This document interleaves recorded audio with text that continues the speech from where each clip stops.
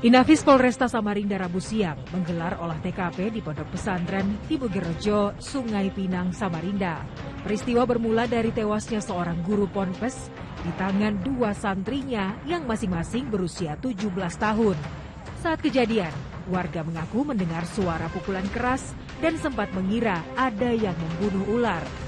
Kematian korban diduga akibat luka serius di kepala dan punggung. Dengar pukulan, itu pun dugaan kami masih kurang bunuh ular lah. Iya. Untuk visum pada korban ditemukan luka robek besar di bagian kepala. Sebelumnya, tak butuh waktu lama bagi polisi untuk mengamankan dua santri yang diduga bertanggung jawab atas meninggalnya Eko Hadi Prasetya. Dugaan sementara, motif pembunuhan disebabkan hal sepele. Pelaku diduga sakit hati hanya karena ponselnya disita. Amir Hamzah melapor. Sedang membagikan soal ujian di kelas, seorang guru madrasah malah dianiaya oleh siswanya sendiri dengan senjata tajam. Korban terluka di bagian tangan dan kepala, sementara pelaku langsung kabur. Suasana ujian tengah semester di sebuah madrasah di desa Pilangwetan, Demak, Senin kemarin diwarnai kepanikan. Seorang guru terduduk dengan kondisi luka parah akibat senjata tajam. Diduga Ali Fatur Rahman dianiaya muridnya sendiri saat membagikan soal ujian di dalam kelas. Korban yang terluka di bagian kepala dan tangan langsung dilarikan ke rumah sakit. Belum diketahui motif penganiayaan ini karena pelaku langsung kabur. Kemarin gitu diajak komunikasi hanya respon saja tidak bisa. Itu luka di bagian apa? Bagian leher sebelah sini dan lengan. Waktu kejadian itu langsung itu bacok berapa kali? 2 kali. Ya, pelaku sendiri sampai saat ini gimana? Pelaku sampai saat ini masih dalam pengejaran. Insya Allah dengan waktu dekat sama untuk artinya nanti kita kejar. Mudah-mudahan jangan sampai 1x24 jam. Itu prinsipnya seperti itu. Akibat insiden itu, Selasa pagi pihak sekolah meliburkan aktivitas belajar mengajar dan menunda UTS. Sebuah video yang beredar melihatkan anak remaja berpakaian seragam putih abu-abu mengeluarkan ujaran tak pantas kepada gurunya. Video tersebut menuai banyak tanggapan dari netizen. Menurut Kepala SMK Pustek Serpong, pemicu murid kelas 11 marah karena tak terima ditegur oleh sang guru karena bermain lampu sekolah. Ke rumah kamu ya, emang ada bapak kamu? Saya punya bapak gitu. Bapaknya bapak, ibu? Hah? Oh pantas gak punya bapak kamu terus sombong gitu. Udah diam kamu. Ya sekarang kamu Gak usah. Apa? Tolong ya.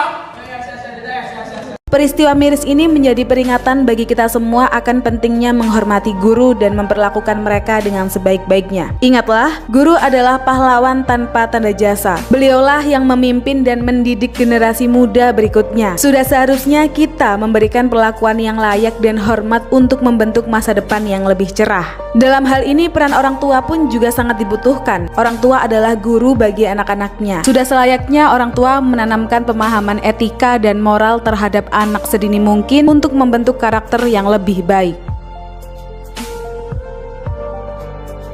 Sama nopo gunane sekolah? Turu dendi? Di Pendeman. Pendeman di? Sentono. Oh di Sentono? Yo. Di kuburan? Iya. Oh sampean kepingin turu di kuburan tanah? Iya. Lah terus sampean apa kok ndek kene? Loh, sekolah. Loh cari kepingin di Sentono di kuburan. Ya ayo ning Sentono gua aku. Jangan bantal aku. Loh, aku takok unit 3. Golek ono dhewe. Lho kan kon sing ngerjakno aku gurune, lha apa kon aku kon goleki dhewe? Lah kan aku wis mundak ngerjakno. Lho lah kan dadi sekolah iku ndak ngerjakno blas. Ndak. Lho terus lha apa kon kok sekolah lek gak ngerjakno blas? Kan aku menileren aku. Aku kan berhak takon yo nak. Berhak gak tidak tanya. Yang dianiaya dengan senjata tajam oleh anak didiknya saat sedang membagikan soal ujian kepada para murid.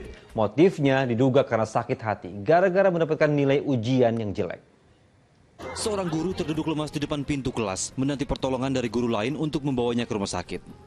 Ia terluka parah di bagian leher dan lengan karena dianiaya dengan senjata tajam saat sedang membagikan soal ujian kepada muridnya di dalam ruangan kelas.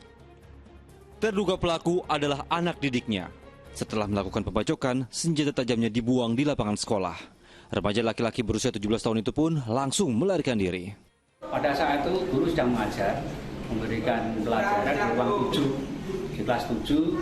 Dia langsung masuk ke ruangan kelas 7, mengucapkan salam, kemudian mereka mengeluarkan satu buah sabit, langsung mereka membacok pada gurunya, kena lehernya, kemudian membacok lagi, ditangkis tangan kanannya, jadi ada 2 luka. Kondisi korban yang sebelumnya kritis telah berangsur membaik setelah dirawat di RSUD Dr. Karyadi. Terduga pelaku juga sudah ditangkap polisi. Motifnya diduga sakit hati karena mendapatkan nilai yang jelek saat ujian. Ujian tengah semester dan kegiatan belajar mengajar untuk sementara waktu ditunda demi memulihkan kondisi psikis para murid yang menyaksikan langsung peristiwa itu.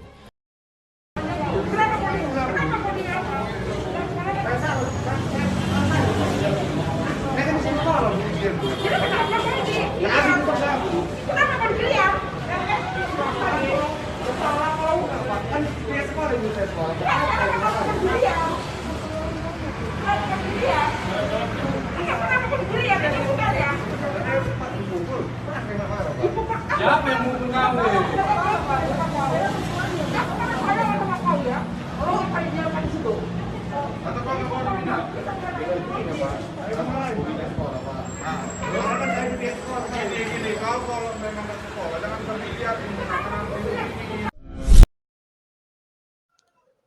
Assalamualaikum warahmatullahi wabarakatuh. Perkenalkan, nama saya Reda Resti dengan nomor pokok mahasiswa 242151111003. Saya dari kelas 2024A, jurusan Pendidikan Matematika, Fakultas Keguruan dan Ilmu Pendidikan. Di sini saya akan membahas mengenai kasus siswa yang melawan terhadap guru di sekolah. Sebagaimana sudah dipaparkan di samping, terdapat beberapa kasus yang sedang viral di TikTok. Di sini saya mengambil kasus mengenai siswa yang melawan terhadap guru. Nah, adapun cara mengatasi sebagai seorang guru ataupun sebagai calon pendidik baru, kita harus memiliki sikap yang tepat untuk mengatasi anak-anak yang suka melawan terhadap guru. Yang pertama, memiliki sikap tenang, yaitu jangan kehilangan kesabaran saat menghadapi siswa yang sedang melawan. Nah, yang kedua, kita juga tidak boleh memiliki atau mengatakan kepada siswa tersebut dengan label atau sebutan seperti, contohnya, kamu ini siswa yang bandel. Nah, perbuatan seperti itu bisa dihindari karena akan memicu banyaknya pro dan kontra. Yang ketiga, guru juga bisa memberikan kepercayaan kepada siswa, seperti contohnya berikan tanggung jawab kepada siswa seperti meminta bantuan untuk membawakan buku ke ruang guru. Nah, di sini sudah mulai ada interaksi antara guru dan siswa. Yang keempat, berikan motivasi kepada siswa sehingga siswa memiliki motivasi untuk menjadi dirinya sendiri dan menjadi lebih baik untuk kedepannya. Yang kelima, berikan contoh yang baik kepada siswa seperti membandingkan, memberikan analogi, dan memperlihatkan sikap baik kepada siswa tersebut. Yang keenam, berikan sedikit kelonggaran seperti memberikan sedikit kelonggaran dalam aturan, tetapi masih tetap berkomitmen dengan aturan yang ditetapkan ataupun aturan yang sangat penting. Terakhir, memberikan apresiasi kepada siswa tersebut karena sudah berhasil bertanggung jawab dalam tugas ataupun tanggung jawabnya, seperti memberikan ucapan pujian ataupun selamat.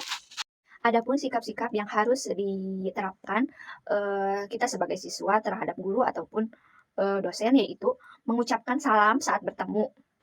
Yang kedua, bersikap sopan dan santun saat berbicara. Yang ketiga, mendengarkan saat guru ataupun dosen sedang menjelaskan pelajaran. Yang keempat, ada menaati perintah guru. Yang kelima, menunjukkan rasa terima kasih. Yang keenam, menghormati materi dan sarana yang digunakan oleh guru. Dan yang terakhir, bersikap sabar saat guru memiliki kesalahan atau membuat kesalahan.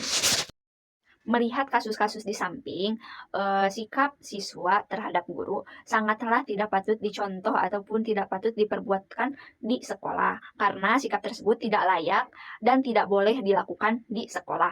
Karena siswa yang tidak menghormati guru dapat mengganggu proses pembelajaran dan kehilangan kesempatan untuk belajar dengan baik, optimal, dan benar. Sehingga siswa belajar di sekolah itu tidak akan bermanfaat ataupun tidak bisa diamalkan dalam lingkungan karena memiliki sikap yang suka melawan terhadap guru. Sekian yang dapat saya sampaikan. Mohon maaf apabila banyak kekurangan. Wassalamualaikum warahmatullahi wabarakatuh.